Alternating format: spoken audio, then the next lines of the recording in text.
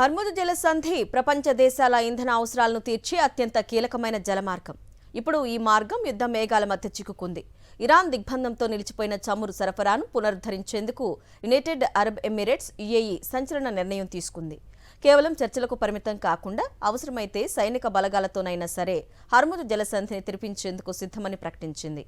America నేతృత్వంలోని అంతర్జాతీయ సంయుక్త దళంలో చేరేందుకు అబుదాబి పచ్చ జెండా ఊపింది.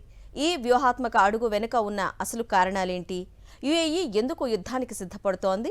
చూద్దాం సాక్షి ప్రత్యేక కథనంలో.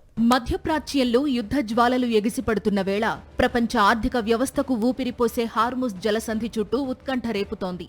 ఇరాన్ క్షిపణి దాడులు, డ్రోన్ దాడులతో ఈ మార్గంలో వాణిజ్యం పూర్తిగా స్తంభించిపోయింది. గత 3 వారాలుగా ఒక్క చమురు ట్యాంకర్ కూడా కదల్లేని పరిస్థితి. ఈ నేపథ్యంలో గల్ఫ్ దేశమైన యుఏఈ గట్టి నిర్ణయానికి వచ్చింది. అంతర్జాతీయ సమాజంతో కలిసి హార్ముజ్ సెక్యూరిటీ ఫోర్స్ ఏర్పాటు చేయాలని యుఏఈ ప్రతిపాదించింది. కేవలం అమెరికా బాధ్యత మాత్రమే కాదు, ఆసియా, ఐరోపా దేశాలు కూడా ఈ జలమార్గ రక్షణలో పాలు పంచుకోవాలని యుఏఈ దౌత్య ప్రతినిధి అన్వర్ గర్గాష్ స్పష్టం చేశారు. కేవలం ప్రకటనలకే పరిమితం కాకుండా తమ సైనిక శక్తిని కూడా వినియోగించేందుకు యుఏఈ సిద్ధమైంది.